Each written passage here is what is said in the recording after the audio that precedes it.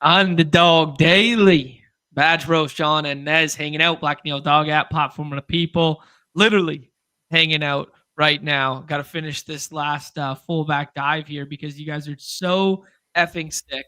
Seems to be the theme these days that you guys are so sick, filling everything so early that this is going to fill before our show's even over. So I got to make sure I get my last $5 one in here.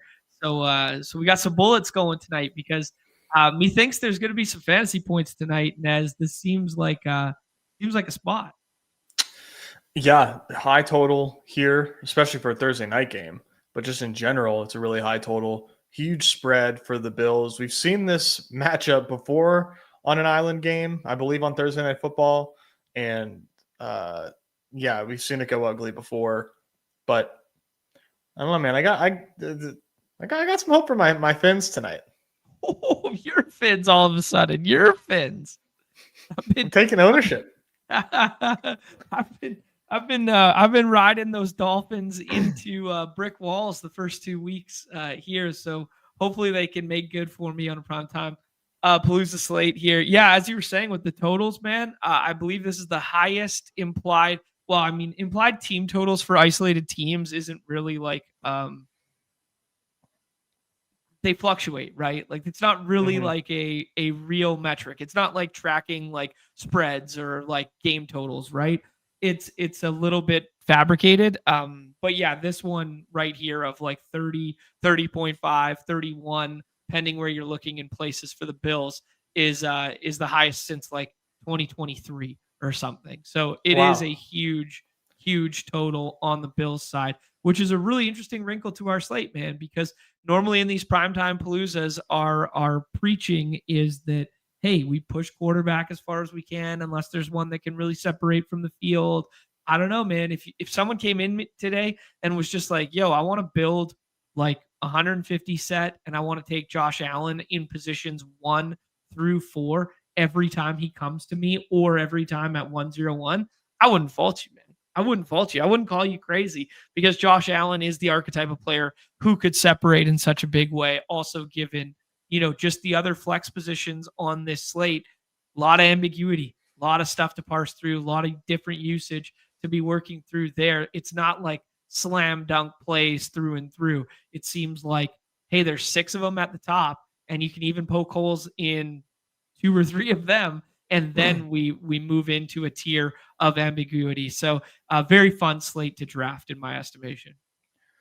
Yeah, I mean, you just perfectly summarized the entire slate there. It's a lot of chalk at the top and a lot of flatness all the way to the last round.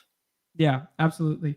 Oh, guys, a couple of things I want to hit on before we push in here. The underdog pick'em stuff, eyes and ears to the street on Saturday for when the token drops. Sign up for the sheet there. It's a Google Doc sheet. It's literally like 3 clicks. Even a guy as dumb as me can sufficiently execute it in less than 10 seconds. And then you get the token within 5 to 10 minutes in your account. Then you just go apply that and you can compete in the pick'em side of the dog bowl there.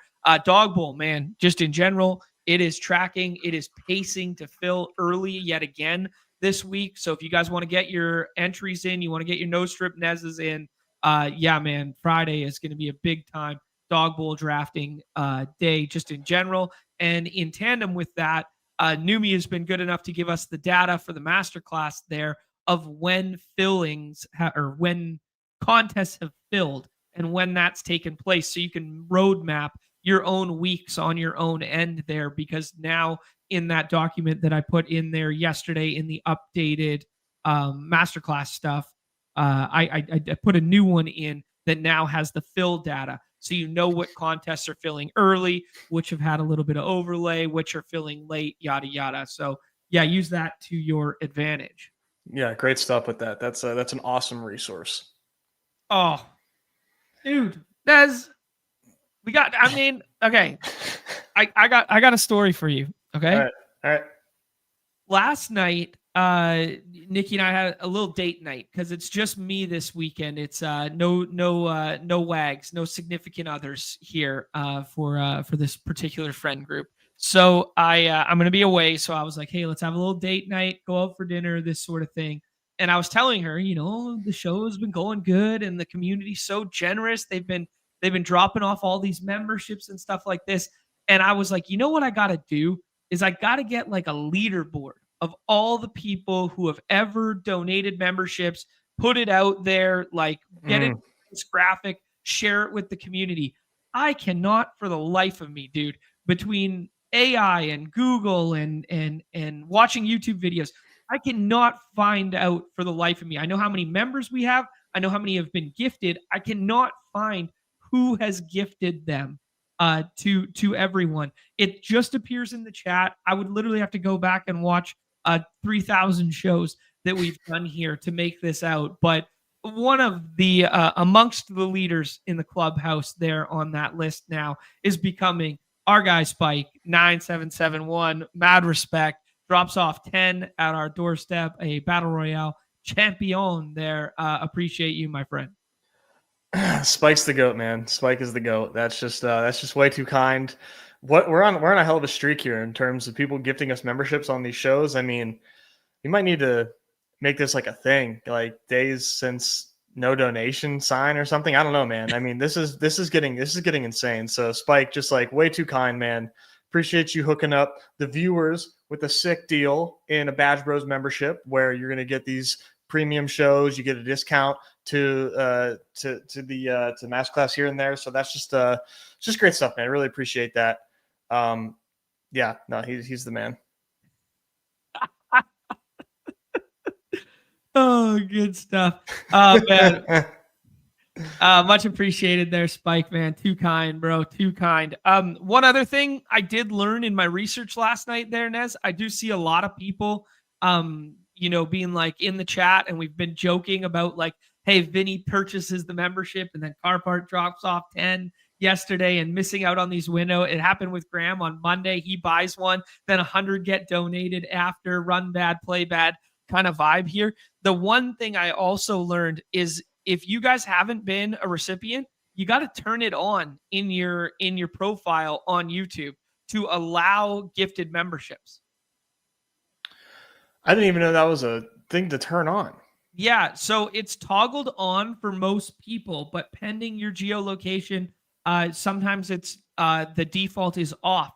So you have to just Google it real quick. But in my research last night of trying to put together this list of the top gifted subs, I found this out. So you guys got to go put that on. Yeah. Wow. The more you know. Yeah, exactly. Right. Yeah, Nez, awesome stuff. Great way to start the show. Thank you again, Spike, my guy. We'll leave that one up on the screen for a bit there. But today, Prime Time Palooza, man. Let's talk about it. Let's start with the games. Let's start bird's eye view as we always do around here, Nez, and then let's start cooking some lineups and some pick'em stuff. Yeah, obviously this Thursday nighter, man. Thursday nighter short week. Bills and let me get this switched over. Beautiful automated platform there. We got Bills and Fins. Fins all the way up, or maybe Fins flailing if you happen to be Jalen Waddle this evening. We are not sure if he is going to play football this evening because of the shoulder. If memory serves, Nez, the shoulder was injured in week 1. He went to the medical tent, then came back out about 2-3 plays later, and then continued to play in that ball game. And then when the starters were lifted at the tail end of that, and Zach Wilson came in there, he came out of the ball game at that point in time. So if you guys are looking at snap count data from week 1, just remember that it was like 30-0. Then they kept the team in, and then the backups came in after the fact there. But yeah, it sounds like limited, and he's going to test it out in pregame. How you treating the Waddle scenario this evening? I'm assuming he plays. Yep. And I have a good bit of Waddle. I was taking him, unfortunately, before the Q tag pretty high. And since then, been scooping the dip on him. Getting him as late as 15, sometimes 16, 17 if I'm lucky. he still falls quite a bit. And if he's going to fall past ADP, auto click for me. Just have to assume he plays. If not, I'll swap to Malik Washington. Feels like a pretty clean swap, in my opinion. But otherwise, man, Waddle is just way, way, way undervalued if he plays. Okay, cool. Glad you brought up Malik Washington's name. Just want to touch on that for 1 second. You guys will see that his box score from last week, it's only 2 catches and 1 carry, yet he has 9 points. Evergreen reminder, something we seldomly talk about, but it does apply with certain guys that are punt returners and kick returners. If they do score a special teams touchdown, you do get credited the touchdown on our site, given our scoring format. And that can definitely matter in Primetime Palooza. We saw him score one last week there. Just wanted to throw that out as you brought that. We will talk about the Finns and more of the usage there.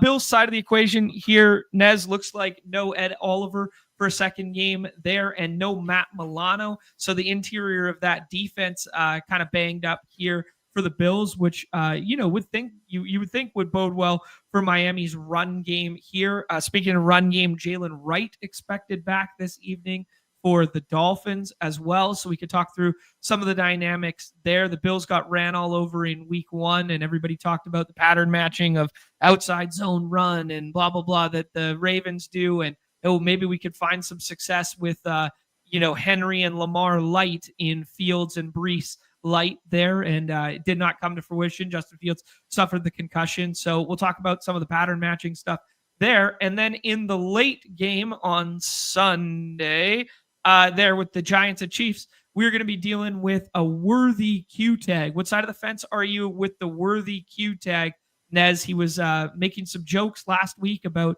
his arm in a sling in the practice videos there and stuff. And then was kind of trending like he might be looking to play, but then got ruled out early, got ruled out on the Friday there. So how are we treating it this week? I think he plays. It's just I don't know how effective he's going to be. Okay. His arm's in a pretty big sling. He has a torn labrum. How effective can he really be is the question. I have no idea what to expect from him. I like Waddle more than I like Worthy in terms of projection and in terms of likelihood of playing. So I take, Waddle over Worthy most of the time. But yeah, I don't want to be caught with 0 Worthy. So I'm shooting for 20%. I think that would be fine given his ADP right now. But yeah, I'm definitely concerned about his effectiveness if he plays. Okay. Sounds good to me, man. We will talk through when we go position by position some of the replacement options and or some of the benefactors from, if Worthy is limited and whatnot there. Stuff on the Giants side for the last team to talk about on the slate. Just want to note, pending where you look, Giants lowest implied team total on the slate here, but very comparable to Miami. It goes Bills, Chiefs, and then Miami and Giants are fractions of a point apart, pending where you look. The game total and spread are most notable in the first game there with the 50.5, 11.5 by way of the Bills there, and the Sunday nighter being a 45-6 by way of the Chiefs as road favorites there. The Giants stuff, I think the most interesting stuff to talk about will be kind of the fool me once, fool me twice with Wan'Dale Robinson from last week. Also, the inflation to a lot of the stats there just because of the large number of plays in which they ran last week there in an overtime game against the Cowboys. Is this for real, or is this more of the offense we saw in week 1? And then the other thing will be, have we seen a flippening in the backfield with Cam Scatterboys mount up there and Tyrone Tracy? Because we were definitely some Scatterboys in the best ball season, and this flippening may have happened sooner than expected based on last week's usage. Are we believing it? Just thoughts on Giants in general, Nez. Yeah, the field certainly thinks Scatterboo is the guy. He's going 10 overall by ADP. Yep. And Tracy's 10 picks after him. And to me, yeah, I do think it's Scatterboo season for sure. But I'm definitely not 10 picks difference confident that it's Scadaboo season. So to me, like Tracy just represents a pretty solid pick, really good value every single draft. Scadaboo probably going to be on the lighter end of things with him, just because are the Giants going to be in a position to give him the ball in the red zone by the goal line? Are they going to have that level of efficiency against the Chiefs? I kind of have my doubts. Yeah. So to me, that definitely does not shape up as as great of a matchup as the Cowboys did, because the Cowboys are not a good defense. This is different. This is the Chiefs. So yeah, I'm not quite as confident in Scadaboo as the field. Okay. Sounds good there. Another wrinkle to add to that, dude, is they have had some tough offensive line play. We saw it most notably with the guy who replaced Andrew Thomas last week. Andrew Thomas, limited in his first practice this week. Don't know if he's going to go this week, but I can't even remember the name of the dude who replaced him. But he took like 3 penalties on the first like 4 plays or something like that, and then they were down to a third string left tackle there. So yeah, I mean, we're going to find out in a heartbeat out here. Yeah, I'm worried. I'm worried for our guy Cam, but maybe he balls out and we celebrate the best ball bags. Nez, I'm reading through the chat real quick here. There's a lot of messages. Some thanks for the memberships and that sort of deal. Love to see it. GMGMs, what's up? All my friends curated in here. Copper Prices. The cheese is in here always. I was looking for one in particular, and now I can't find it. Great segment of the show. Damn, my bad. Okay. Nez, let's move back to the macros of game environment and stuff like this, because I do think that this slate's very interesting in terms of if you forecast the first game to play to total and play to spread, maybe we just want to onslaught the hell out of it. And what you will see in some of the S words for the redacted slate, granted it's not 2 gamers, it's just the isolated 1 game, is it's going to love a lot of 5-1 Bills stuff, right? Like that is the stuff that it's going to love this evening. In terms of building out in our game, are you thinking through those patterns of like, yeah, man, if I'm building these Josh Allen teams, I want to onslaught it, or I only want to build through Allen and then run it back with Dolphins and stuff like this and not even deal with the other game environment? Or are you just full-fledged projection bro this evening? Well, I think projection bro thinking will lead you toward onslaughting. So like that's kind of like what I'm really looking at and trending towards. And really it's not because I'm in love with like Keon Coleman. I'm not like taking a lot of Keon Coleman, but I really like Kincaid, because I think Kincaid has had a solid role. I don't think he projects as high as I would have him projecting. And tight end is really, really bad. So I think there's a chance that, Kincaid catches 2 scores and automatically you're dust if you don't have him. I love my guy Theo Johnson, but, after Theo Johnson, it's Dawson Knox. Like, we're not taking Julian Hill. It's Noah Gray. It's tight end is pretty bad. So I like Kincaid there, but he doesn't like project well. But the real reason I'm like ending up in onslaughty type of builds is because I do tend to take James Cook over Josh Allen, and Khalil Shakir is like a 17th overall pick, and to me that's just like I'm all over that, He's like a coin flip to outscore Keon Coleman tonight, and he goes 3 rounds later. That's really hard for me to say no to. Yeah, dude, that's a pretty good point there, just in terms of like, it's weird because this isn't like a super Vorpy dynamic slate where it's like we had Brock Bowers on the last one and we're like, oh man, if Bowers goes nuke, he can really break this slate. Like this slate, in terms of name value, it's Kelsey, but in terms of like production profiles and what we've seen thus far this season, it is pretty gross tight end slate. And it's interesting for you to pinpoint, hey, just go to the highest team total, highest game implied total for a game and be like, that's how I'm going to attack the tight end position, because that's the only one that could potentially separate. A lot of touchdowns to go around in Buffalo, man. A lot of them. No, there's not one ball dominant player in the air. In the ground, James Cook is like kind of taking over in the backfield. I'm not really looking at his backups necessarily, but if I have to, I'll go to Ray Davis if I'm boxed out. But like, there's a lot of touchdowns to go around in that game, and this Miami secondary, you say it every show, it's terrible. Right. They're in Buffalo. Man, Josh Allen is literally just going to be able to like hand the ball to these guys. Okay. Nez, gun to your head. I'm going to ask you, gun to your head. The biggest bazooka I got. Gun to your head. Who played the most offensive snaps not named Josh Allen on the Bills last week? And what percentage was it?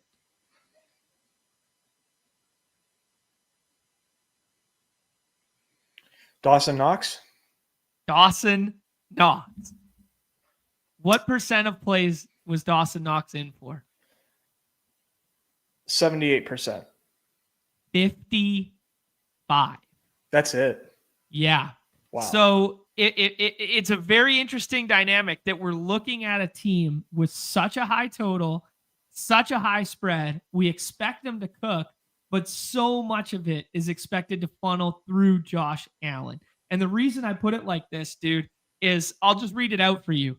Like James Cook, 47% of snaps last week. Ty Johnson, 25%. Ray Davis, 27%. Keon Coleman went from that, what we thought might be a super cool, elite monster target role in week 1 of the 88% down to 51, right? Khalil Shakir, 49. Joshua Palmer, 51. Elijah Moore, 40. Dalton Kincaid, 48. Dawson Knox, 55. It's crazy flat. It's crazy spread. Can we play, hey, let's just play this through Josh Allen? Or can we play, let's just not play any Bills unless we have Josh Allen? I think it's fine to go Josh Allen and no one else, because you can go like Josh Allen. You're not likely to get a fall of Tyreek, but sometimes you get a fall of Tyreek. It's what you do with that next pick is like difficult, because Kelsey's top of ADP a lot of the time when you take Josh Allen. And, you know, it's he feels like the right pick because of VORP and projection behind him being so flat. But yeah, you could. Yeah, I mean, like if you actively went out of your way to do that, I think it's viable. But you're likely passing up on like 2 best picks available to do so. Right. Maybe 3. Yeah, it's a really interesting dynamic to the slate, because we've seen Josh Allen on Primetime Palooza slates separate in such a big way and cannibalize everyone else around him, because he scores 2 on the ground, 2 on the air, and then nobody else scores enough fantasy points to matter, because his highest scoring wide receiver, even though they hit their team total, their highest scoring wide receiver on the slate is like 8 fantasy points and gets outscored by someone from the other game environment. It's a very interesting wrinkle, these Josh Allen slates. They are like, I will say, like I'm definitely expecting a different outcome than last week.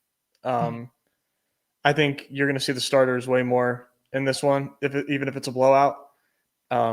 Chances are, or hopefully, it's a bit of a back and forth affair, or at least somewhat close. So they have to continue to try.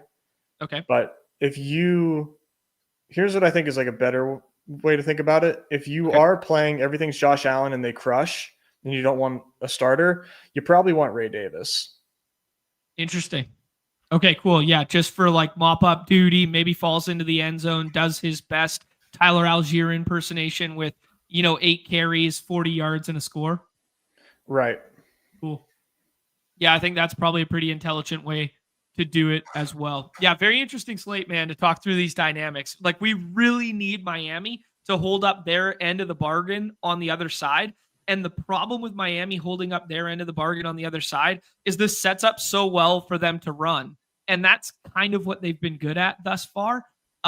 So it's kind of like that's not good for game environment. We need the Bills to score first. We need them to score twice. And we need them to push Miami to what they've been doing poorly, is ball out quickly passing.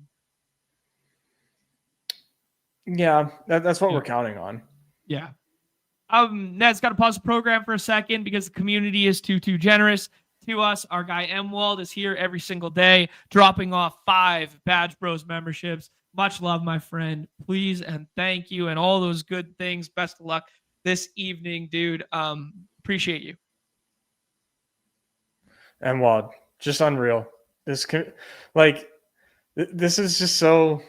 This is not normal to have like 15 memberships a show being given to us. This is crazy. You guys are just like being way too generous. Clearly you guys are having success in these streets, so congrats on that. Yeah. Yeah, man, almost got the Ramon Laureano pick 'em home last night too as a community. That would have been a good one. Yeah, anyways. Yeah, man, you guys are crazy, man. Appreciate you guys so much, man. This doesn't it doesn't fall by wayside with Nez and I. We are truly grateful and appreciative that this small little show of just us talking back and forth has now directly affiliated with so many people and with Pete and with Underdog and all this sort of stuff. It's great. Yeah. We have now, Nez. So I was looking yesterday. Guess how many subscribed members we have? I won't even be able to guess because it's like, just put a number out there. Put a number out in the ethos. 208. 600. No, we don't. We have 600 memberships as of everyone gifting these out, donating. It's crazy, man. Our previous all-time high was 5 something.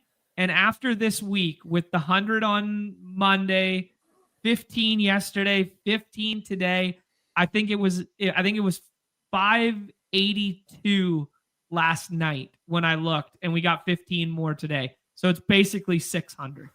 Unbelievable. 600 people tuning in to No Strip Nez tomorrow. Dude, yeah, so I got to figure out what I'm doing for No Strip Nez because 2 things are at play here.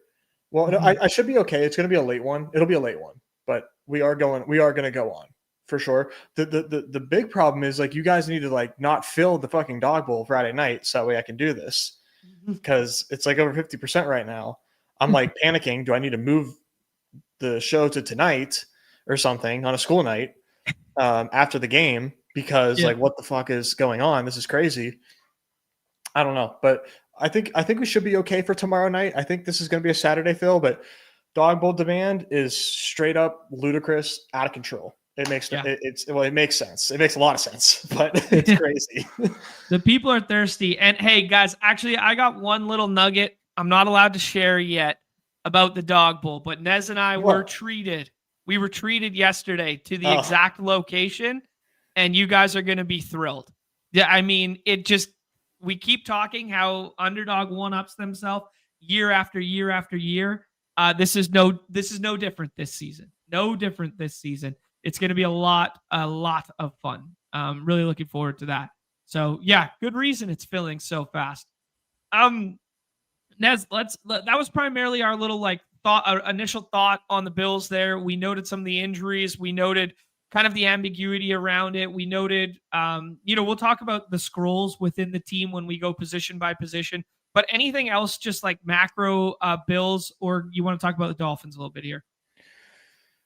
No, I think we can get onto the Dolphins. Like the Bills, like if you have takes on the Bills, like that's cool. I feel like it's pretty spread out. They should kick serious ass. We kind of know who they are. It's hard to tell who the passing touchdowns go to. You're probably going to want to play a little bit of everybody. Okay. Sounds good to me. Yeah. Furthest scroll being Ty Johnson and Elijah Moore. I'm not doing Ty Johnson, but okay. I think Elijah Moore is clickable for sure. I'm not going to have more than like 2 shares of Elijah Moore, but I definitely don't think he's dead. Yeah. No, scored last week, played like 40% of snaps. Yeah. Yeah. Okay, cool. Let's talk about the Dolphins, man. We thought the Dolphins were going to be like hella concentrated, and that was like the appeal of them initially, and they have been. It's just they've been crazy concentrated around Achane. That's it, kind of thing, right? Like definitely Tyreek, getting his work, Waddle getting his work. Neither have had the monster game yet. Waddle scores the touchdown last game. Tyreek goes for 10 targets and 100 yards there, but it's a little sporadic. Tua's been missing him. Tua, historically speaking, has been really good against the blitz and really good getting the ball out quickly and that sort of thing. And he has not been thus far this year. Tua has looked borderline inept. He's missing Tyreek high all over the place, and Tyreek's jumping around and calling himself, waving himself out of games, that sort of deal. If you're not playing this through Achan, who's the 101 tonight, how do you best want to play Dolphins?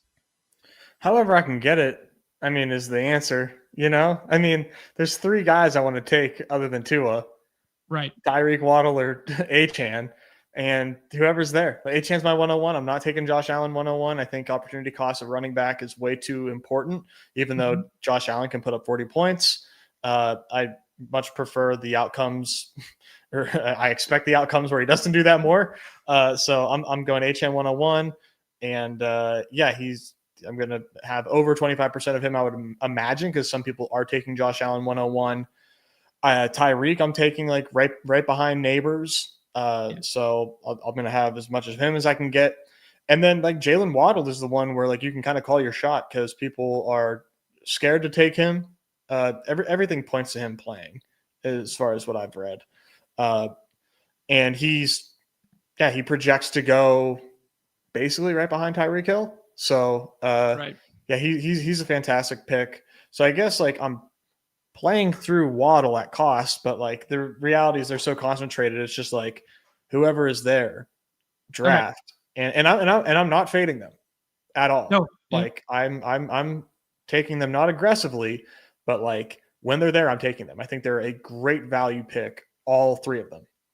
Okay, cool. Yeah, no, I'm in agreement with you tonight. I like playing this game environment more than the other one. A lot of my teams in the dive that I initially did were punt to a teams basically, and just trying to encapsulate like that trailing game strip stuff. Dude, in terms of combos tonight, because I think everyone's kind of treating it this way, like, are you worried that every single Neighbors team is paired with Tyreek at the 4 there, like over and over and over again, and nobody's deviating? Like, it kind of feels like we didn't learn anything from last slate, where last slate we see none of those first rounders separate in Omarion Hampton, Genty, etc. Maybe there's more red flags with them. But if everybody's going to come in here, we're going to play a 14,000 entry contest, and everyone's going to pair their Neighbors with Tyreek over and over again. Isn't there just value in being the guy who doesn't fucking do that, even though every projection model under the sun is going to tell you to? Who would you take if you didn't take Tyreek with Neighbors? Kelsey, Kincaid, Waddle, something like that. Like just flip them. I think your best option is probably Mahomes. Okay. That's like the cleanest path. You're fading every other. You're feeding the chalk game in Miami, Buffalo. You're fading Josh Allen, the 101. You get access to stacks. Mm-hmm. Neighbors and Mahomes isn't crazy. Okay. But I think people should be doing it just because. Yeah. I was just going to say Neighbors has to be the Neighbors has to be a 4 or 5 pick. You can't let Neighbors fall to a top 3 pick team. You're creating the top 1% of the contest by doing that. You can't fade Neighbors though. Right. Yeah. This is a Tyreek conversation more than it is a Neighbors conversation. I think you're also liable to build teams with Neighbors at 1. I fully agree. Yeah. I think Neighbors at 1 is totally fine. I don't love the idea because I don't like the idea of pairing Tyreek often with, one of those top 3 players. But Neighbors could easily lead the slate in fantasy points. That shouldn't be controversial. Right. Exactly. And that's why I think like people need to kind of get out of their own heads about like quote unquote playing defense for their like portfolio. Like Yeah, I mean, I understand, but Yeah, like if you're playing at volume, then you kind of have to play like a robot a little bit. I guess. I guess. Yeah, at times. Um, Nez, anything else on the Finns to talk about? Like, is Jalen Wright coming back? Does Ollie Gordon's role? It wasn't much of a role. Like Achan's role has been incredible, but like those extra like 2-3 snaps, do they go to Jalen Wright now? Is there any concern about potential goal line opportunities? Like, I was reading the article on Legendary Upside this morning, and Achan led the world in green zone opportunities last year. Is there any reason to think like, hey man, if they get in that position this year, that they'll do something different? And there's like a scroll the F down available in particularly Gordon, Wright, or Washington. Any interest there? Not for me. No, Okay. there's too many good picks late to need to do that. Okay. Sounds good. Let's move to the other game here, dude. Giants got shredded last week. We know Giants have a really nice pass rush. I do think we're seeing a different version of Mahomes these days. Like Mahomes kind of doing his um Justin Herbert career arc right now, where it's like they're both running in the regular season all of a sudden. Whereas this version of Mahomes we only ever saw in the postseason. He's just having to do, so much right now, just because the team around him has been so bad. Hopefully that changes with getting Worthy back this week. Definitely a lot more to break down with the backfields in this game. But let's start on the Chiefs side here, because I think it's the more interesting of the two. Mahomes and Kelsey go pretty early. Q-tag Worthy sometimes falls, and then there's just kind of like a whole bunch of ambiguity. You could play Kareem Hunt to fall into the end zone. You could play Pacheco bounce back on his 10 to 12 touches there. You could play Rashad Smith is getting some love in an Athletic article that was retweeted by Lev this morning. I don't know. How do you want to talk? How do you want to attack the Chiefs? Yeah, they're kind of difficult to figure out right now because they have Worthy looking like he's going to suit up. Kelsey, QB, tight end one on the slate, but like he's looking incredibly not Kelsey-ish. He looks mid, but he's tight end one still. Right. You have Hollywood, who really is sort of binary in terms of like, is Worthy playing or not? If Worthy plays, it's really hard to get a good projection on Hollywood, but he's fine. He's still fine. It's not easy, man. I don't necessarily have like an answer in terms of like how to play Chiefs here. All I can really say is like, I think Taekwon is a really good scroll down.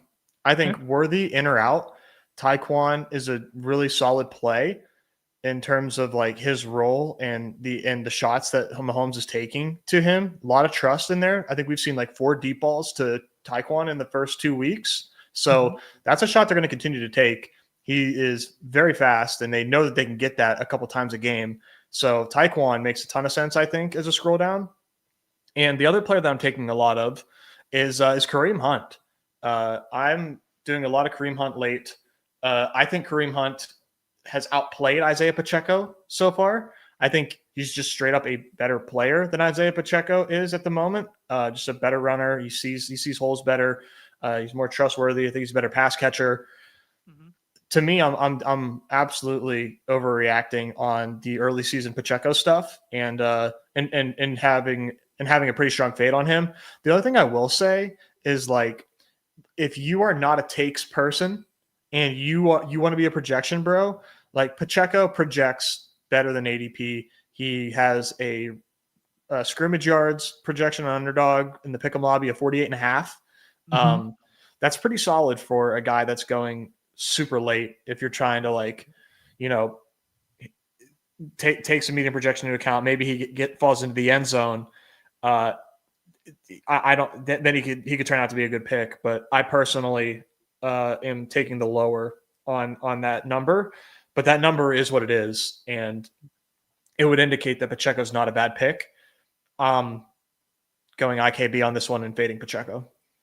Okay, cool. Yeah. Kareem Hunt last week had 2 red zone opportunities. Isaiah Pacheco had 1 in each of the weeks. So he leads the backfield in that one last week, but they're tied from a season long perspective. Interesting. They haven't had a ton of red zone opportunities just in general. Like the only wide receivers to have them are 3 for Marquise Brown in the first game there. And then Jason Brownlee had 1 in the first game as well, like later in the ball game there. Noah Gray had 1 last week. Kelsey had 1 the week before. And then, yeah, as you pointed out, like the Tyquan Thornton narrative of just like that can break a slate from the back end of a draft board. Whereas like some of these other guys, like we're looking for like 4 and 35, or we're looking for 3 and 40, and we're looking for like 7 points at the back end of our draft boards. Like Tyquan Thornton can break it on one big play, and those plays aren't as prevalent in football as much as they once were, like maybe like 4 or 5 years ago. But it does look like the Chiefs have a little bit more of a concerted effort to take the top off and find someone for that old Tyreek Hill role, and they took multiple shots at it last week and 1 converted there. To be honest, the 1, 2, or 3 plays before should have converted 2, but Mahomes just overthrew him. So yeah, seems good there, dude. If you want to just play like the volume merchant style thing, like Juju's played 80% of snaps and 70% of snaps. Who knows if that who do you think you kind of laid out that you weren't scared about Tyquan's role? You think that if Worthy comes back and he's like full go and plays like north of 75% of snaps, you think that comes more at the expense of Marquise Brown than it does Juju and Thornton? I mean, Juju is the answer. Okay. Like what is Juju bringing to the table? Yeah. Okay. Like Hollywood isn't. I mean, Xavier Worthy isn't necessarily a speed. Like he's not a like. Yeah, he hits deep. Mm-hmm. I do not expect him to run a ton of deep routes in this game. Okay. Like yeah, that's kind of the like pass rush for New York is going to be insane.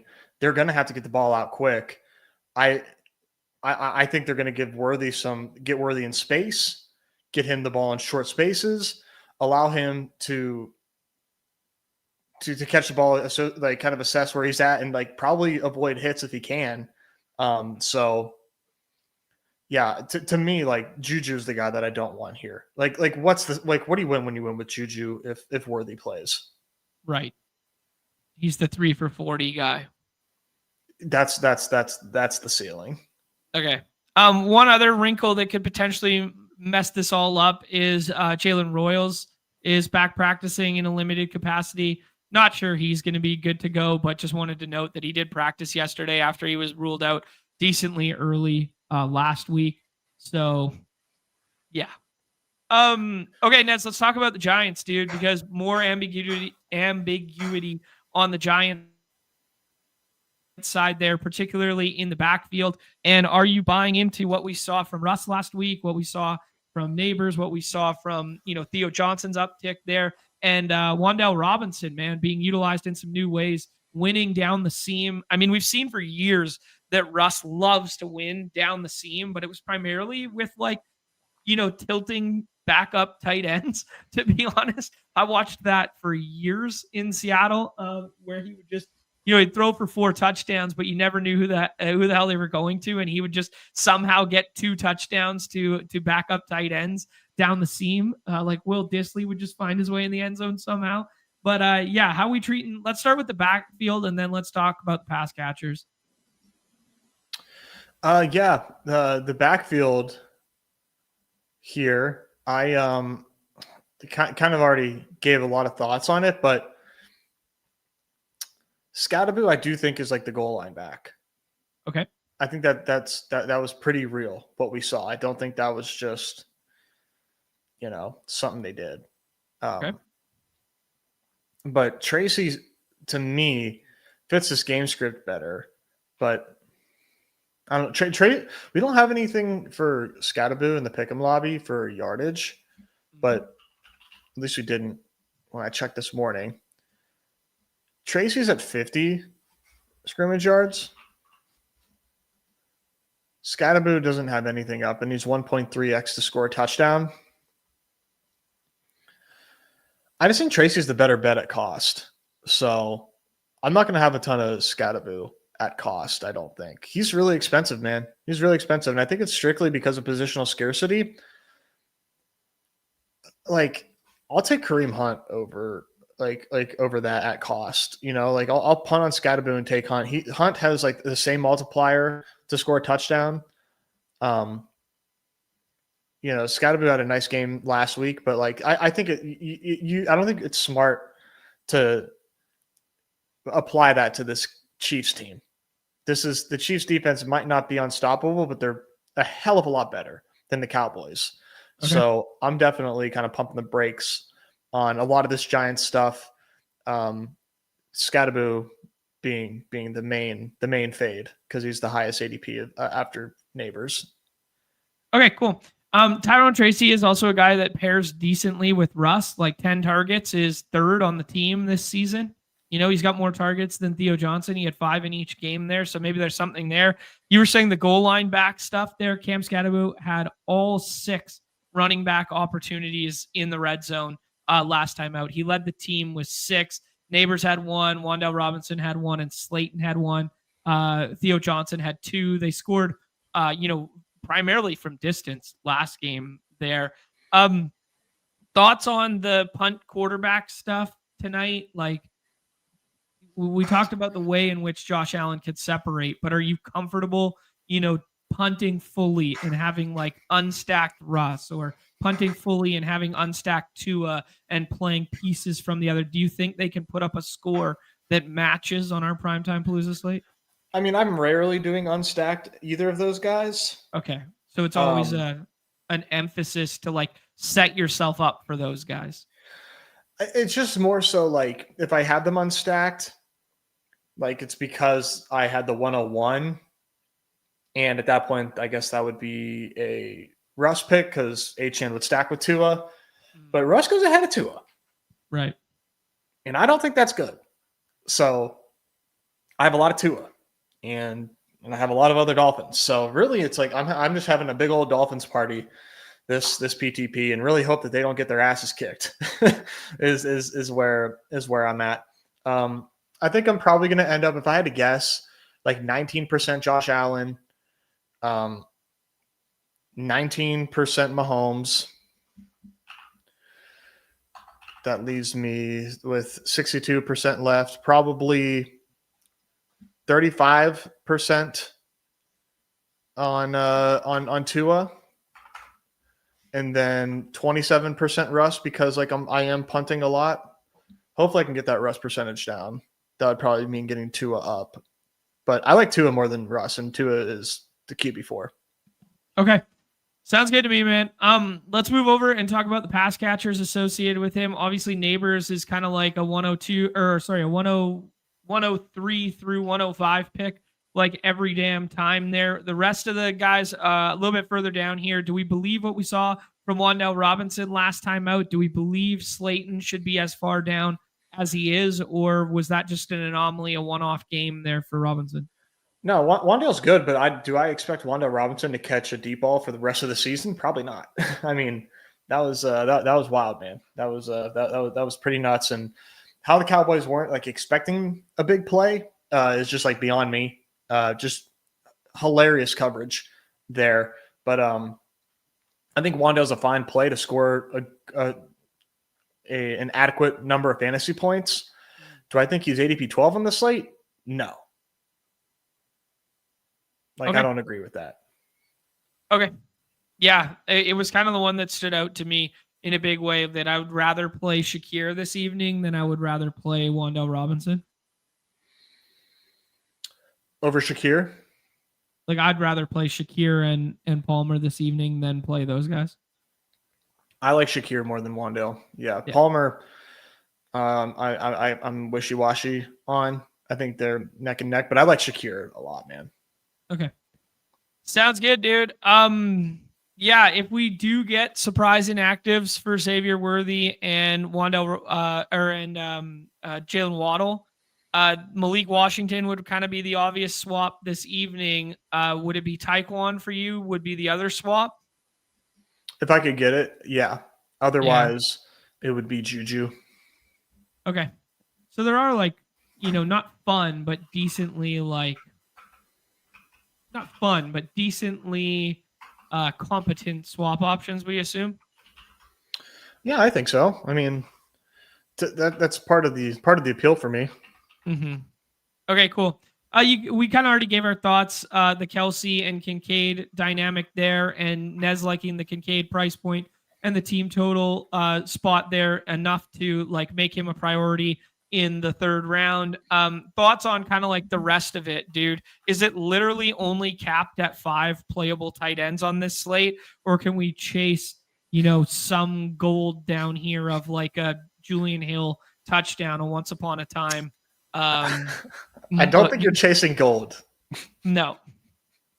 I would not call these guys gold. I would call these guys shit that you can pawn off as some rare mineral to somebody. And I mean, who are you taking, man? Right. That's kind of my point. Like, I could tell myself a story on some of these other slates, but like, I don't know.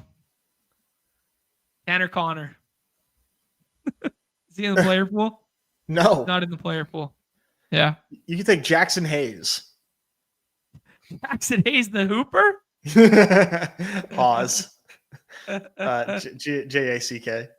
There he is. He did catch a ball, John. Wow. I think the answer though is like is it Bellinger? If you had to do this, but like why? But no, the answer is none of them because like if Noah Gray is gone and then like you're looking at Julian Hill, Haas, Bellinger, like that lineup is it's over. It's over for that lineup unless everybody else literally fails to catch a ball. I think I like Noah Gray more than Knox though, but maybe I'm too skies or MF and Gray pilled. I did think I saw it in the chat earlier. I do think I saw it in the chat earlier there. Yeah, Greg Dulcich season, he's not in the player pool either, so you can't go to any of the other Miami options. So tight end is extremely, extremely bleak. Not good. Yeah, I guess you just hope it doesn't separate and win the flex unless you're just doing the Nez strategy of prioritizing Kincaid in that middle round because the flex options of the scroll variety are decently plentiful, even though they're not like high projecting plays. They're just plentiful in terms of there's a lot of stories we could tell ourselves at the flex. Yeah, it's a fun slate, dude. It's not like it doesn't feel terrible to click a lot of these names, and we're gonna get some slates where it feels like you're clicking a terrible name. Right. Yeah, I mean, Nick brings up a good point. Like Knox gets drafted every time. Gray doesn't, so I like Gray. It's kind of just like, yeah. I mean, Gray has got as many red zone opportunities as Travis Kelce does this season, so why not? Simple stuff. Yeah. Nez, shall we just hop in now? Yeah. Go ahead and enter us in a draft. I'm going to go to standing mode because my bad. I had a long night last night. Yeah. Emwell says, wow, I feel terrible clicking every name after Mahomes. Like, it's like, there's other slates where it's like, yeah, these names, we don't love clicking these particular names after like the first round, but at least you can tell yourself a story about some of these names. Like there's going to be slates where like we're literally clicking dudes hoping that they run like play 25% of snaps and run like 11 routes. Like that's what we're going to be clicking a bit later in the season. Yeah, like this isn't even close to how bad it can get. You have no idea how bad it can get. Yeah, like AJ Barner and Julian Hill are actual plays sometimes, not just John's fever dream. What do we got here? David said Spags D is going to expose all the warts of Russ. Yeah, that checks out. That checks out. Man, That wouldn't it be something if we saw Dart in this game? Do you think they would do that on Thursday Night Football or Sunday Night Uh, Football? not after a 400-yard performance from Russ. They're going to give Russ. What was our total at the beginning of the game? Oh, here, let's make this play. Oh, interesting to see. Josh Allen has now vaulted James Cook in terms of ADP since the show has started. Nez, who do you prefer this evening? James Cook. All right. I think I'm Team Allen tonight. Yeah. I think I know I'm not going to be able to get a bunch of volume in this evening. I'm going to play probably 15 of the primetime Paloozas. Then I'm going to play the dives, and if the DAWG's still open, I'll get a couple DAWGs in. I think Josh Allen could separate on this slate in a big enough way that if I was playing a portfolio, I think my initial read would be overweight Achane, overweight and or equal to the field Achane, and then overweight Josh Allen in the next positions. Yeah, Josh is close to flipping Achane. Yeah. I mean, sort of. He's creeping. Mm-hmm. Like, I like it. And we also got that Thursday short week narrative here with, like, backup running backs. And we just got another running back into the fold and, coaching for his job tonight. McDaniels, like, I don't know. Interesting stuff. Is Kelsey the end of a tier for you, Nez? Because he kind of is in my mind. Yeah, kind of. The only other thing I could think of is doing like Waddle and Worthy and just like double birding these next 3 picks, but the problem is I don't think Chris is going to take the Scata boys if I think he would take Kelsey and one of them. Oh, he takes Kincaid once we take Kelsey, so he's warping it up here. Then he takes Kittle. Fuck me. I'm all over the place. Takes Waddle. Now this is the Worthy spot for you? Could be, or it could be Coleman. But I think it's Worthy. Yeah, I think I prefer Worthy, but the wrinkle that he's not going to play does spook me enough. It's interesting to see the ETR projection and the solver suggesting Worthy there for sure, but it also doesn't know, about the Q tag and limitations about it. So I think I'm honestly pretty confident Worthy's going to play because it's this shoulder is not getting better by resting. Right. He needs surgery, and he's feeling it out. He's got his little brace on. It's strictly pain tolerance, so they don't gain anything by not playing him this week versus next week because the shoulder it's not going to heal on its own, is my understanding. Right. So I feel pretty confident he plays. Okay, cool. Love that start from Teague there. He gets the Allen and Hill on the other side, and then he goes ahead and double stacks it with 2 guys. Yeah. Feels like a fun one there. Re-spooked going with the neighbors, Mahomes. If you were Teague, would you have made one of those picks, Theo Johnson, or you cool with just punting after Kincaid? Yeah, I'm cool punting. Like I would just onslaught with Knox now. The Scata boys are about to mount up here, Nez. Is that something you'd be interested in? Or this is appropriate, I think. Okay. This is probably the right place for him. You like Scata boys more than Pacheco this evening based on your Kareem Hunt stance? Yep. The interesting thing is by taking the Scata boys, it makes it a little less desirable to have Russ on this team. He can definitely catch passes and stuff, but like Tracy's been primarily doing that. So we have to take a pass catcher here. Do we take Russ and then take Slayton next?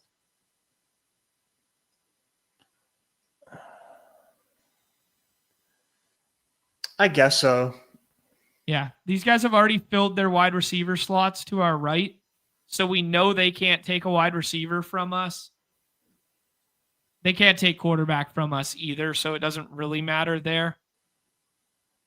But if you don't do that, what do? You do Tua and Malik Washington and just hope that Tua holds serve at the position and Washington's the only touchdown scorer for Miami, or that Waddle doesn't play. What's the story? I think the story is that he spreads it around to Hill and Waddle. Kelsey is who you need at tight end. Mm-hmm. Worthy puts up 14 points, and James Cook is vulturing every touchdown for Buffalo. Right. Like, I don't think it's a bad story. Yeah. Slayton for the stack here, or I think Slayton makes the most sense. What do you think? Yeah. Like, I can't really talk myself into anything else. Yeah, by like a lot. All right. That's fun. We got Russ, we got James Cook, we got Cam Boys mount up. We got 2 pieces from that Kansas City. We go Worthy and Kelsey, and then Slayton there. So the only piece from this evening's game on this team is James Cook. So we're hoping it falls short of the total there, and the only scores are by way of the ground and James Cook there. And then the other game environment pops a little bit. Not my favorite story to tell, but a cromulent lineup. No, it's very cromulent. Mm-hmm. AMAC asking if anybody has done the second quarter stuff yet. If we've done anything, we have not, but we did talk a little bit about it yesterday for like 5 or 6 minutes there with like Igbuka missing 2 practices and Godwin coming back, and he was still a second round pick in the second quarter right now, which is kind of nuts to think about. So definitely some things to exploit out there. Also the fact that, some teams are on bye in week 8, which is the finals of that contest. But we haven't done a show on it yet. Maybe in the future here. Yeah, I'm waiting for this week to play out AMAC, and then I'm going to build my ranks and get into those streets. I'd like to let one more week pass, get a better idea of health and some team makeup, and then I'm going to do some schedule deep diving, look at some bye weeks, and get some ranks up for myself. And if there's any interest, I'll post them for members. Cool. Sounds good. It's a great idea. Rashad Smith to bring the team home there could have been fun. Like where we play 2 pieces of Kansas City and then he kind of closes things out. I'm not sure he's the mop-up duty guy for them. But I need to see the quotes that Lev retweeted, because I fully expect him to get worked in, because they basically have to see what they got, because Pacheco is so dust. Do they say like immediately? Because like that's something I would probably like to see before I play it. But very interesting start to this one, Nez. We get I think we're gonna like our team, so I think we just take HN and see what happens here. That's a no-brainer. Neighbors and Cook go there, and we just onslaught this bad boy for fins up with Tyreek Hill. Yeah, this is auto picks. Yeah, unique combinatorial there, we assume, just based on the way in which rooms break. But that's all it takes, right? Like just one first pick there where a non-Badger wants to take Mahomes, goes ahead and takes Mahomes, and then everything else plays out. And that one pick difference in terms of draft capital spent allows us to have a unique combination. Yeah, we love it. So the quote on Brashard Smith is, "Don't be surprised if at some point soon Brashard Smith gets a shot. They view him as a different kind of back. Once they trust the rookie to hand all the running back responsibilities, he could be a factor." So it seems like they're going to slowly start to integrate him. Interesting pick by Chris. That's definitely a fuck you to us. Yeah. Do we just go crazy and we onslaught with Waddle here? Yeah, I think so. Fins up, baby. Let's roll. Fins all the way up. That was some elite defense.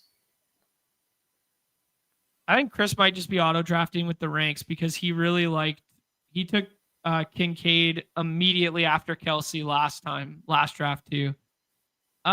Is Pacheco a good enough play ahead of the field here? Do we take Theo Johnson so we're not boxed out at tight end? Or do we take Wandal? I kind of think Shakir or Theo. I think I kind of like what I saw from Theo. I'm high on him this year. This guy might just I take Noah expect him to Gray have a good 'cause he's- season. This What'd you guy's say? doing full Chiefs onslaught. He might just take Noah Gray, and then we get Theo to come back too. Goes Pacheco.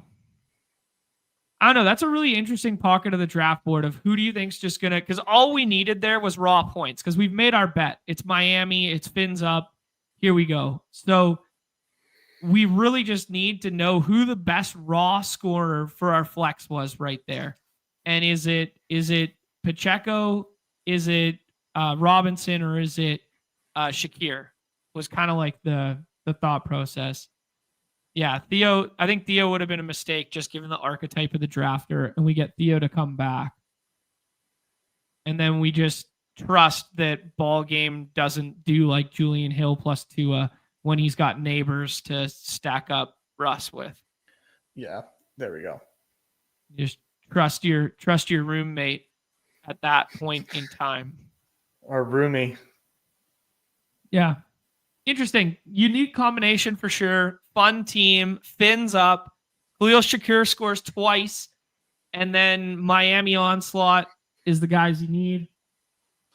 Let's take a look at that draft board again here, because I do think it's like, people get numb to like being in these rooms, and then when something like unique happens, their buttholes tighten up. It's like the last out of the ninth inning that they get a little tense.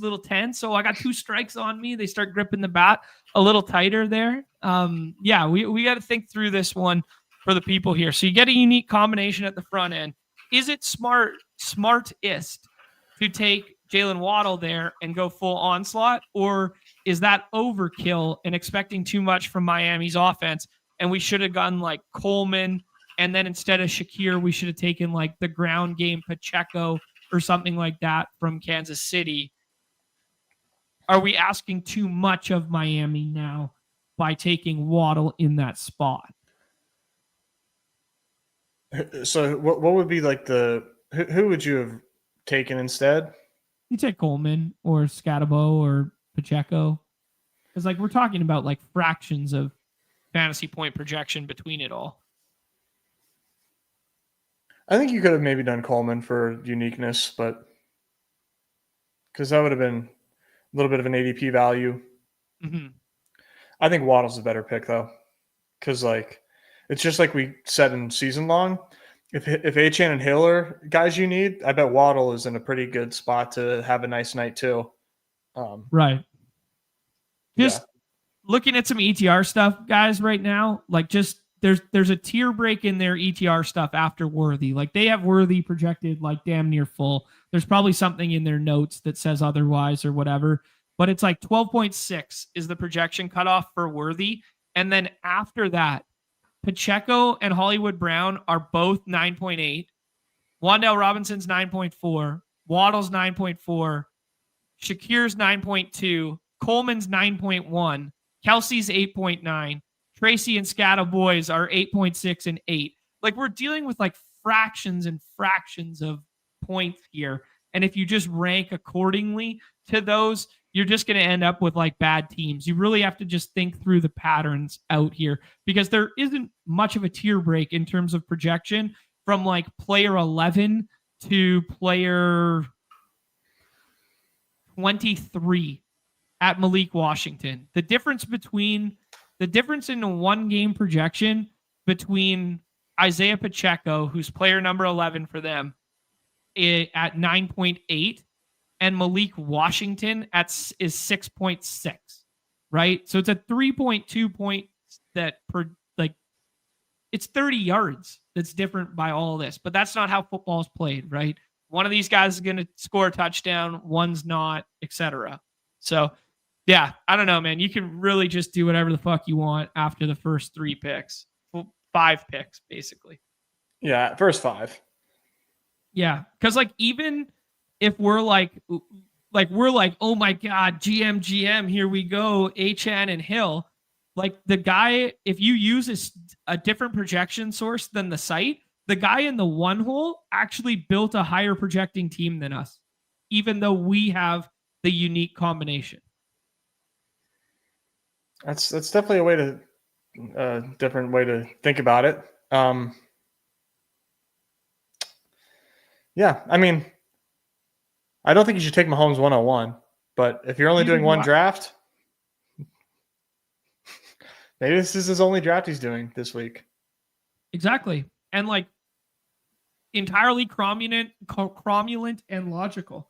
He goes highest projecting KC plays. All those plays project higher than Kelsey for KC.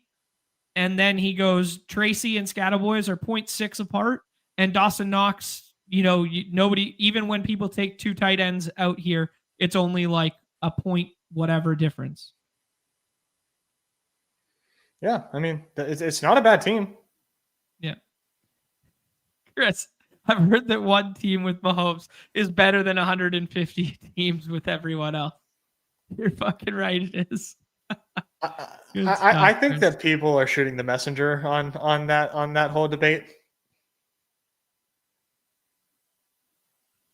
I don't know if you or have you even seen this debate, John? Or are you just that much of a roast smeller? Of course. Yeah, well, I have no idea. I just know the old adage of 150 versus 1 from back in the day. But this is a recycled topic now that we're in week 3 of the NFL again.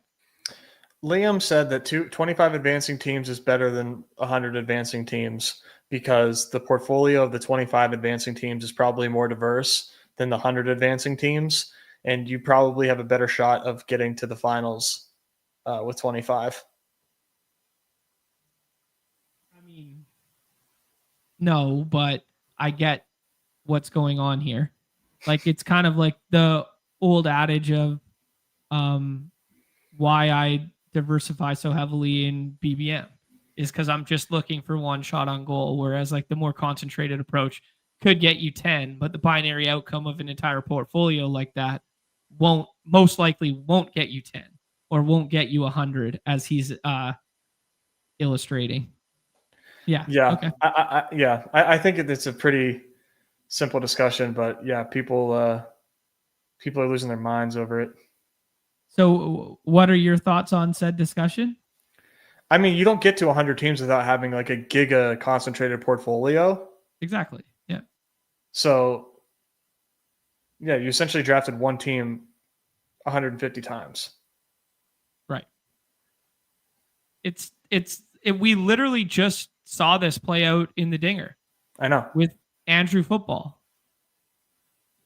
He advanced 106 teams and he lost them all in week 1 of the playoffs, even though Kyle Schwarber ended up being the guy you needed because the entire combo mapping overlaying each other wasn't diverse enough around it. It'd be fine to be hyper concentrated around just Kyle Schwarber, but you have to diversify then around him after that because yeah, like I think people think that you can advance. Like I think people are taking this hypothetical as though like you have one set of exposures. Mm-hmm. Like given your exposures right now, would you rather have 125? Like no fucking shit, brother. You would rather have 100. But It is like statistically impossible with at certain exposure thresholds to have 100 advancing teams with a certain exposure threshold. Like it's a sliding scale. It's even harder in football because the picks across the first like 36 are so set in stone and so binary. Like you can't really get out of your comfort zone. The only way in which you could do it to get hyper exploitative is like taking like the 112 every single pick in the whole first round. Yeah, stupid ass discussion, but I think it's because it came from Liam. People are like, oh yeah, people love to have a reason to like talk shit on Liam. So once he does it, then everyone just kind of like gangs up, piles on, makes big funny jokes about it. But got it. I think he's right. I went on his show last night. If you missed it, yeah, I did miss it, but I did tag it for everybody and retweet it on the platform there. So I didn't see it yet there, but yeah, Liam's really good at also making himself like the villain a little bit too. Like that's his niche. But this one wasn't even like This one was like very malicious. Well thought out. Like this one was like he like laid out his claim. He didn't just like say it point. Like he actually like gave some nuance to it, and people were just like couldn't wait to pile on. Yeah. All right, Nez, let's what do we got here? I think we say one more of those ones. Actually, no. I think it's time to graduate to the dog bowl. I think we need one dog bowl here. I need to get dog bowls in. All right. Dog bowl number 10 for your boy. We got 3 more spots. This is also true. Chad saying the problem Liam had was it's too nuanced for Twitter. That's true. Like Liam's audience is way broader than like our audience is. For example, because like we're hyper niche and like whatever. Liam's audience appeals to like home league football bro as well. Like, you know, so it's kind of like those people can't be involved in said conversation like that, right? That's not even who I saw engaging, though. Oh, okay. Like, a lot. Yeah, it's like, yeah, it's not. That's not who it is. Best ball people. Okay. All right. Friends and family draft here, dude. We got Go Cards in here with us. You're in here. Mark is in here with us. David's in here with us. Respooked is in here. We got a BBM champion in Justin Herzig alongside us. We got Easy DFS.xyz. We got Crutches, a former competitor in the Dog Bowl. We got Patrick Barnes, YouTube, the runner-up last season. And then we got Drap, who qualified for 9 drafts last year, aka 3 times last year, the max in which you could qualify in the Dog Bowl. Nail Sue, so that's say what's up. Say what's up. That's the only screen name I do not recognize in this bad boy. Nails OU. Nails OU. That's he's saying hi to me. That's a hat tip to me. OU? Nail. That's if you were like a Sooner alumni. Nails OU. I like that. That's yeah. Now I want to be a Sooner alumni. Jonathan Taylor going at 3 there. Interesting to see. Everybody last night was waiting with bated breath that the ETR projections are coming out. Everybody's getting all sweaty for that 8 p.m. Eastern. Like piranhas, man. Like piranhas. And one of the most notable things was Jonathan Taylor was ahead of Saquon Barkley there. He's quite high in those ones. I'm going to go ahead and take CeeDee Lamb here. I think some of the other places may have Puka ahead. Solver says Puka ahead and Chase ahead and Jacobs ahead. And I say, be damned. CeeDee Lamb, go Burr this week. Yeah, CeeDee at 5 is awesome. All right, I'm on the clock. Easiest pick of my life. Puka Nacua. Puka. All right.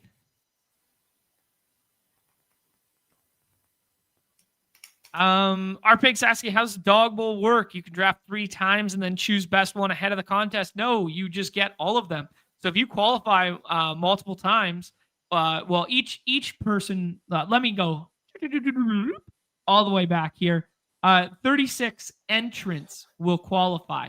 Now, of those 36 entrants, you can qualify up to 3 times.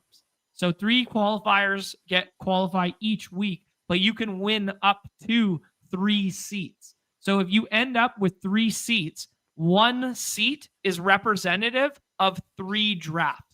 So for what happens at the live final, there will be 9 total drafts reflective of the 36 players in the pool there. And then 3 of them you can be in. Or if you happen to win 3 seats, you can be in all 9.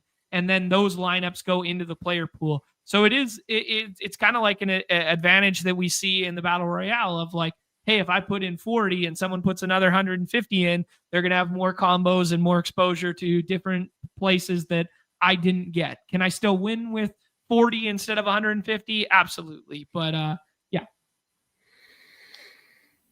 Yeah. Any questions? Any questions? Any questions from the class? No, I need to get back to the dog bowl so bad. I need to. And as a participant, I need yes. it.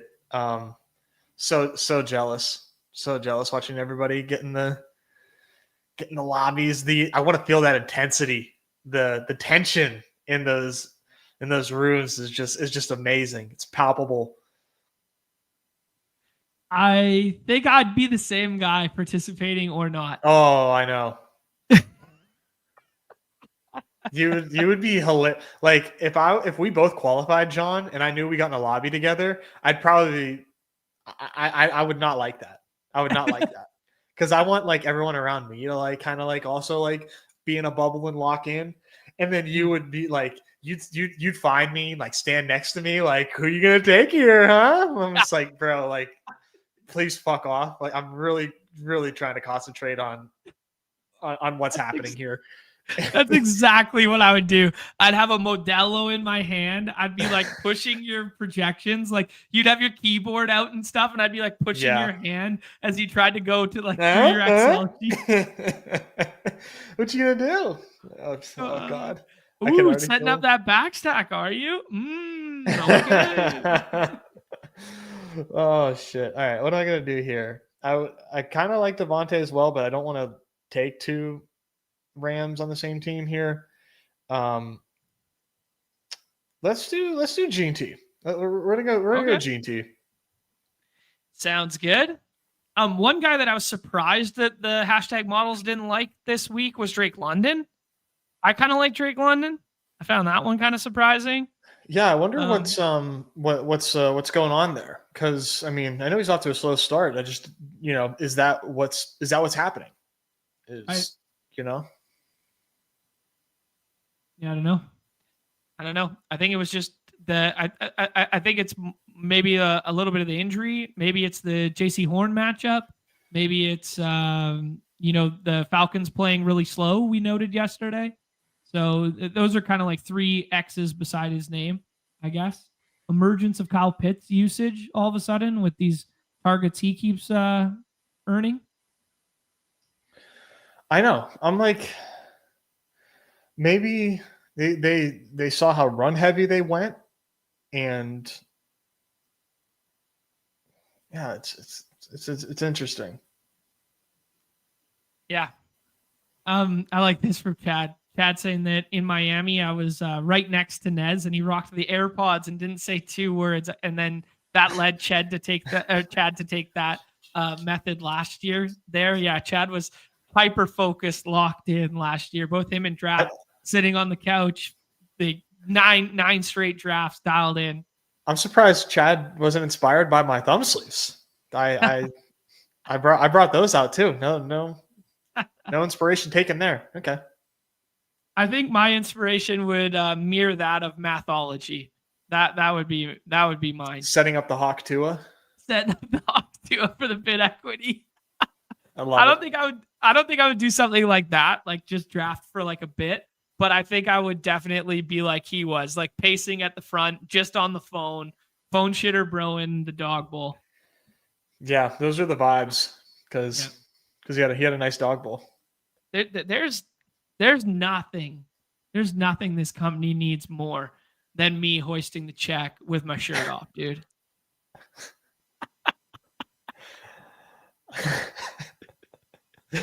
Oh, that's so funny. Oh man. Paul saying he'd be vibing, totally be the drinking and drafting type. Definitely gotta keep it chill vibe with all the water on the roof. Oh my god, that was crazy last year. Dallas of all places just turned into a monsoon. Unheard of.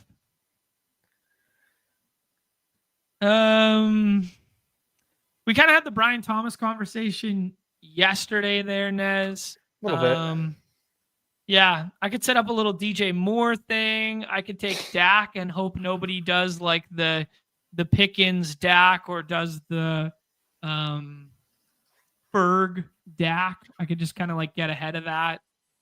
Ladd goes there. I think I'm going to pass that by. I think I'm going to go ahead and attack the running back position here. Chuba seems fine to me. Tony Redacted seems fine to me. I like Kyron more than everybody else does for whatever reason. Let's stick to our guns, man. If Tony Redacted won me a dog bowl seat, dude, could you imagine? Could you imagine?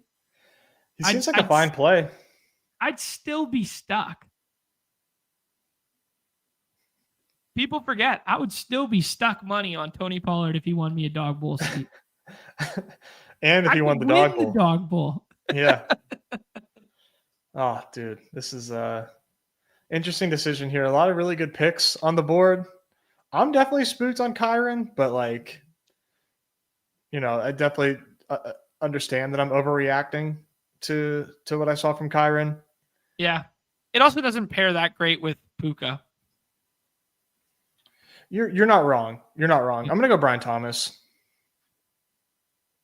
Sounds good. Jimmy Cheese, first time clicking in here. Don't know what this draft is, but why is in Gibbs? Welcome, my friend. Welcome. We do this awesome. Every single day at 2 p.m. Eastern. We talk about everything that's going down on Underdog Fantasy. This is a dog bowl draft. So a draft to get to the live final for Underdog in week 14. And Jahmyr Gibbs is not on the main slate this week. So can't draft him in this contest. He is playing on the Island game. On the marquee matchup on Monday night there with the Ravens. Oh, see, I didn't even know that. I forgot that they were playing the Ravens. That's fun. Mm-hmm. Yeah, it's going to be a fun Primetime Palooza slate there. John. Yes, sir. Yep. I have done, let's see how many Wildcats I've done. 100 Wildcats. Okay. I'll guess. I know what you're going to ask. And I got the number for you. You ready? I don't think you're going to get it. 86%. Wow. He's doing it. So, Nez, explain what we're guessing right now for those who missed the program yesterday. I am drafting the Wildcat, which is a $3 150 max tournament on underdogfantasy.com for the main slate.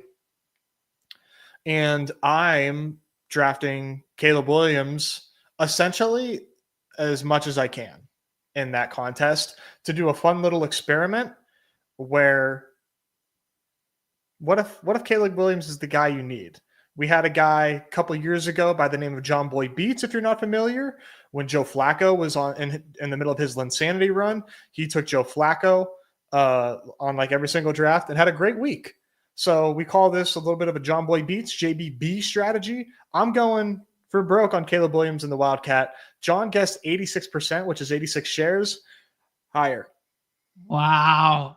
93. Oh, you're so close. What is it? 95. 95.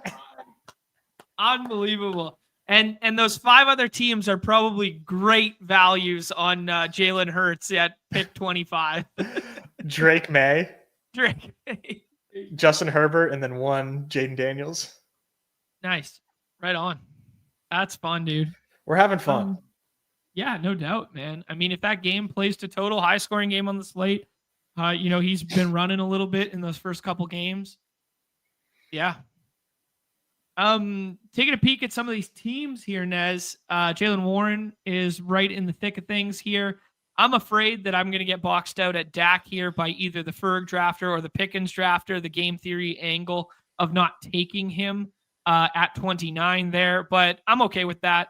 I kind of anticipated that when I went running back here instead of going wide receiver because I want to give myself an out at a backdoor stack here. I'm going to go ahead and take, let me see. Go-karts can go first. I think I'm going to take a naked quarterback here, though. Quarterbacks you can normally push. But quarterback is going quick on dog bowls, mm-hmm. And there's a lot of naked quarterbacks going in dog bowl. Ooh, interesting. I'm hoping to ensure mine doesn't remain a naked quarterback. This is kind of crazy though. AJ Brown just like sitting here though, just like the bet on talent to a first round guy. I know. I thought about it. Man, I might pivot my strategy here and then try and find a skinny stack later. Who's it going to be? Damn, dude. All right, I'm doing it. I think you have to. Yeah, like just this is crazy overreaction to like. I mean, maybe he's still hurt. Maybe the hamstring's no good, but like You got to protect the integrity of the contest. I mean, so my plan's not going to work anymore because Patrick Barnes is going to take my plan away when he sets up the lad one there. But I was going to take naked. I was going to take naked Herbert. I've been doing this in the 4th round. Is I take Herbert and then I take like Keenan Allen or QJ, whoever comes back to me after the fact. I do a lot of Herbert, Keenan. Yeah. Yeah, I love that play. McConkey, we got to wait to see Thursday practice if he's practicing or not. But I do think he's going to get a lot of Patrick Surtain. Haven't seen a ton of, strong performances out of the Broncos defense. Mm-hmm. So I have no reason to think that Herbert will have any trouble with them. PROE is awesome. Broncos offense isn't bad. They could, maybe put up a decent fight. Love Herbert and the Chargers this week. Yeah, me too. That's why he was the cover boy there yesterday. I'm in, man. I'm in. I love the fact that he's running. The interesting thing, Trap just did exactly what I was going to do with those last 2 picks there. And I love that. I love that setup right now. I think it's way, way too cheap in the dog bowls. I did a couple of them. Well, I used to be able to get it in the last pick with Keenan. Right. Does he project pretty well? I guess. Yes. Yeah. He projects pretty well. And baby, I'm rich. I got one other little wrinkle there is Will Dissly actually banged up. Not like just like a vet DNP Q tag for the knee injury on a Wednesday. Dissly also a little banged up. So that target tree could be even more condensed here if we got like limited lad, limited Dissly, or no Dissly, something like that. I think this is Caleb for me. You get a little bit of game correlation. You could scroll the F down at tight end. The other one it could be is like Drake May. I could do Baker and Cade Otton. I think doing May and Henry is fun. I think Caleb is like my favorite play, and playing Caleb off of Dak and not worrying about stacking is also fun. Yeah, I really like Caleb this week. I don't know if you heard, I'm taking a pretty strong stance on him in the Wildcat. That's good. Really like Caleb. Mac and Juwan, that's a fun little back stack there in these ones. That's sharp by Blake. I don't have a roster spot left to fill that one out, but that's kind of fun if you want to execute that one, Nez. I'm gonna show off for you here. Okay. Little Jordan Love, Dontavian Wicks. Oh, spoiler alert! Jesus. Spoiler. I've seen that movie once or twice in the dog bowl thus far. LBM saying, is it an overreaction? We're talking back about that AJ Brown stuff. What do you expect to change this week? I see a very similar low-scoring game script again where the Eagles grind out a win. It's very possible. It's very possible. We probably need passing game of Rams to push game environment and force them to the air, because they do really want to squeeze the air out of the ball and play a really boring ass brand of football right now. The Eagles just lowest. We cited all the stuff yesterday, lowest in all the explosive play metrics outside of a handful of runs. I mean, LBM, I'd like to introduce you to a concept known as what do you win when you win? And when you take AJ Brown in the 4th round and he has 102, 103 outcomes, literally one of the most efficient receivers in the NFL, the answer is a whole hell of a lot. So if that game doesn't play the way we think, because we've just seen it play out 2 times in a row, AJ Brown is mispriced to a level where you straight up cannot win without him because of how cheap he goes. So not a lot of players in the 4th round have you cannot win without this player range of outcomes quite like AJ Brown has. just because the first 2 games have been slogs for the Eagles. Well said. Very well said, Nez. Thank you. Whoa, weird to have. I'm clicking through unabated right now, and it's weird to see that the Huskies play Washington State this week. It's a little early in the year for the old Apple Cup. I think they've been doing that early. Like Penn. I mean, I'm not super familiar with college football schedules, but I know Pitt and West Virginia had the backyard brawl last week. That's a really big rivalry game. I don't know. Maybe it was the realignment of conferences and stuff like that that's now forced to go. You mean, I don't even know just what to call it other than just the worst thing of all time. Yeah. Like just the biggest scourge of capitalism. The biggest example of capitalism being the worst thing ever is not the wealth inequality in the world. It's the conferences of college football being absolutely just desecrated. Bring back the Big East. Bring back the Pac-12. This is such bullshit, dude. It's unbelievable what they've done to our great game. I miss the Pac-12. I can genuinely say I missed the Pac-12. How like it doesn't even feel real that it's gone. Right. Yeah. All right. I think I've done a ton of wicks with Love. I'm actually going to go Matthew Golden. Golden, baby. Let's go it. Play it before you see it. Love to see it. A little double stack from the Kate Otten. This is the smart way to do it. Respooked did it on the end there. Okay. Hawkinson is dust, but I do have Chase Brown. But Njoku. Yeah. Don't want to do Goddard when I have AJ Brown. Njoku over Fannin or TJ Hawkinson for the game correlation. Let's go with the Hawk Daddy. Nope, we're going with an Njoku. Oh, you faked me out. Let's go. I almost tried to set up something different on this team, but it was way too cute. It would have been just ridiculous. But I really wanted to do a Rattler double with Olave. But dude, honestly, Olave, great buy low candidate this week, especially if Witherspoon's out again.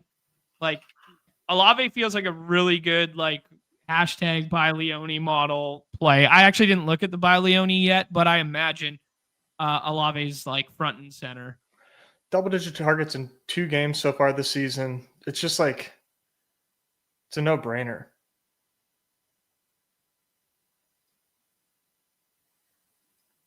Yep. I'm good with it, man. Looking through some of these other teams. Oh, what I wanted to say, the respooked one. That's the smart way to do the Mac Jones one. Is Purdy as the Q tag right now. There's an outside shot Purdy could play this week. Purdy would probably still be drafted in this same range, maybe a little bit higher and be drafted more frequently. But like draft him with the Q tag, draft him in a stacked pattern like you do with Juwan Jennings, and then you just know that you'll swap Mac Jones in there. The only way that could not work out to your benefit is if you are drafting a lot of Jaden Daniels and you're taking that Q tag and then you want to swap Mariota in for that one for correlation purposes. Just be mindful if you're doing like both. Yeah. King Chief is 100% right here. Olave's been on the buy low model since fucking air yards were invented, man. Like he's been there forever. That's so true.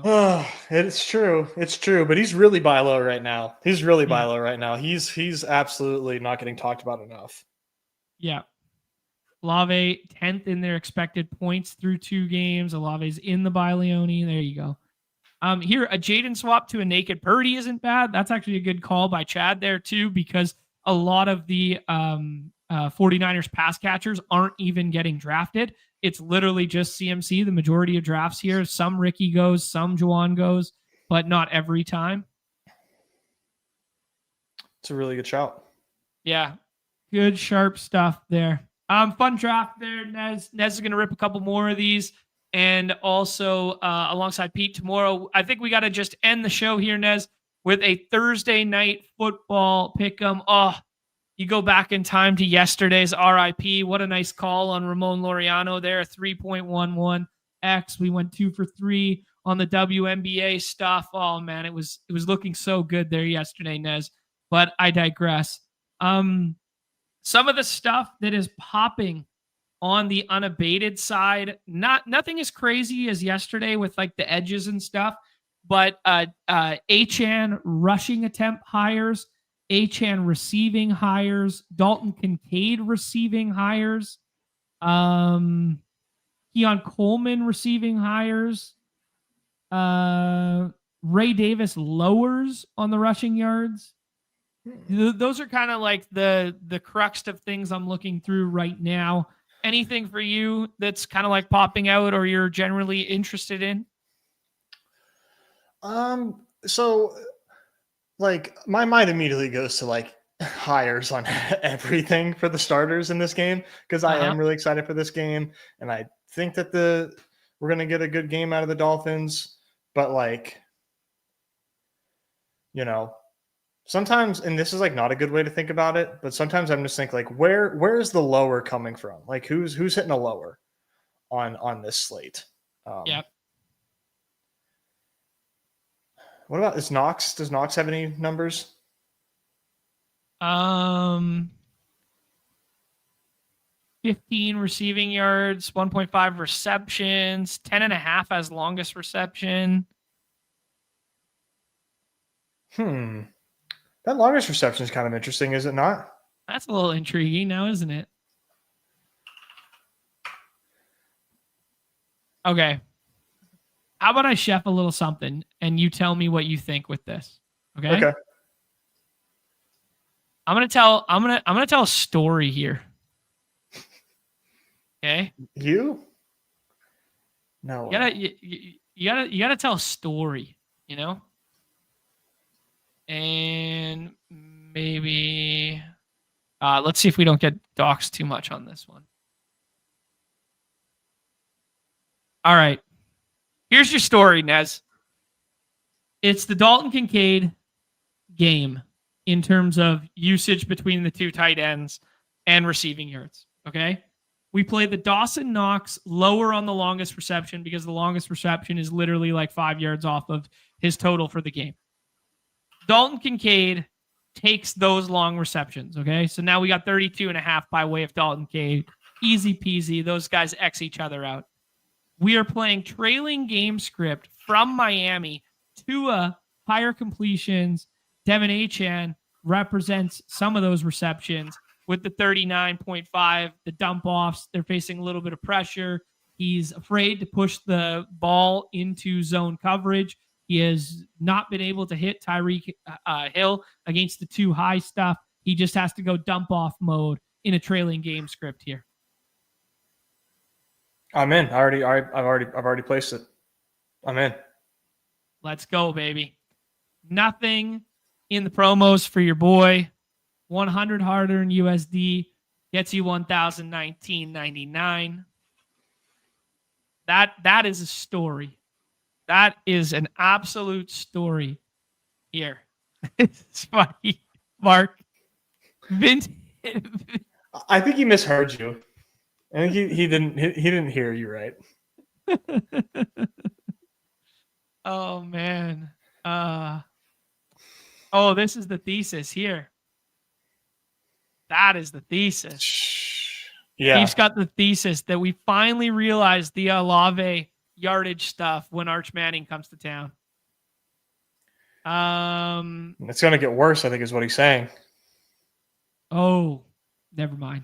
I thought we were going to realize them finally. People are liking Malik Washington stuff. People are liking Cook on the rush attempts stuff. Yeah. What kind of stuff? If you just had to reach down and find it, Nez, what kind of stuff is interesting you? I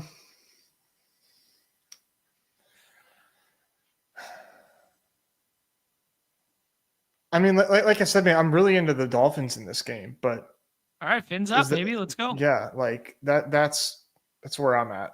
I think I'd like to higher passing yards, just very simple. Okay. Yeah, I can see them having an efficient night. I think part of the thing too that has me really bullish on them is the fact that the the Bills defense, I believe, is like very banged up. I'm not sure if like things got better for them. No Ed Oliver, no Matt Milano tonight for sure. Yeah, that's really good for the Dolphins. Yeah. Okay. And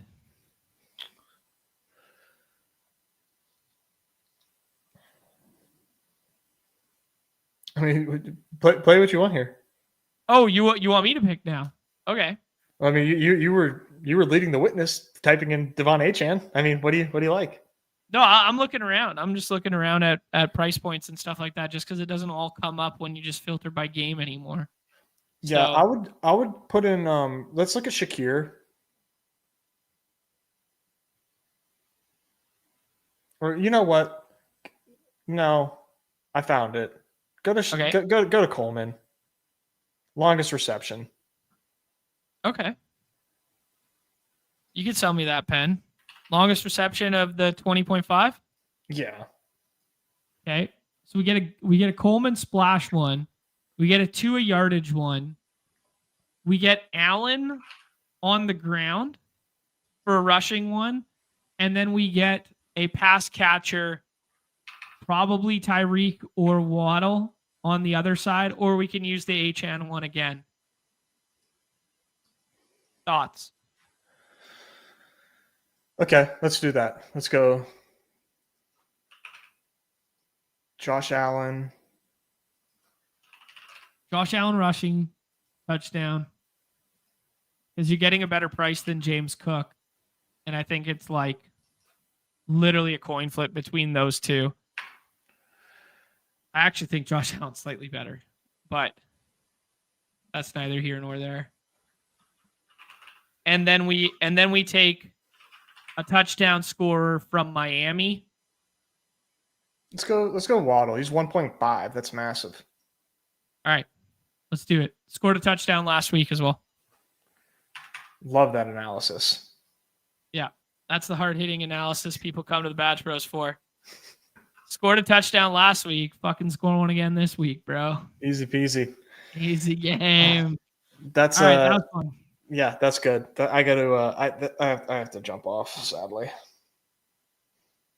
Yes, likewise. But I am really tempted by what's going on in the chat here, and I'm going to make one last one for the people here. James Cook, longest rush. You don't see it anymore. They were reading the chat. They are. Noomi's in the chat right now. It's Oaks, man. Oaks is in the chat. The Red Mamba. Okay, let me try one last time here. See if we have a James Cook one there. We do not. Okay.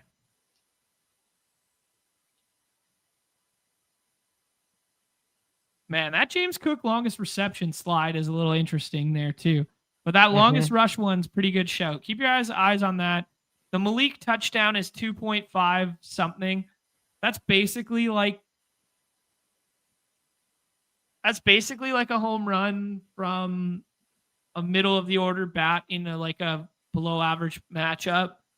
I know. So that's like a 20-something% frequency kind of thing. I don't know. I don't think it's high enough for Malik unless Waddle doesn't play, to be honest. Yeah. Yeah. All right, Nez. Hat tip to the good friends at the Solver. We were utilizing the draft assist during all those drafts today. Good people at Underdog as well there. Thank you guys to the members of the chat here who continue to just be absolute fucking stone cold beauties. Spike 9771 rolling through with 10 gifted Membies, and M-Wald 50 who's here every day as well, dropping off 5 at our door. Much love to you guys. 15 more Membies, bringing us to like 600. I think it's actually like 500 and change, but like, come on, just 600 Badge Bros Classic memberships. Nez is going to make good on those with No Strip Nez tomorrow. We are also going to have Off and On the Clock tomorrow at 3 p.m. Eastern there. My last week missing that one, and then I'll be back full-fledged for you guys next week. We're also going to have some Best Puck Classic stuff next Tuesday. Also, keep your eyes and ears to the street for the Pick'em Dog Bowl stuff that drops on Saturdays. We are going to recycle and redistribute and retweet that link for everybody. So you got to sign up first. Yeah. Anything else there, Nez? No, other than we've got Ladd at practice and Tyler Warren at practice. Nice. So the Q tag dip on Tyler Warren. He was falling to the 6th round last night in the BRs there. Some GMs for your boy. That's crazy. Nobody runs better. Nobody runs better. All right, Nez. Everybody's favorite time of the show. The end. Peace. If you guys are interested in Nez's best ball portfolio and takes, he was on with Chess Liam last night. Link down below somewhere there. Everybody's favorite time of the show. The end. Peace.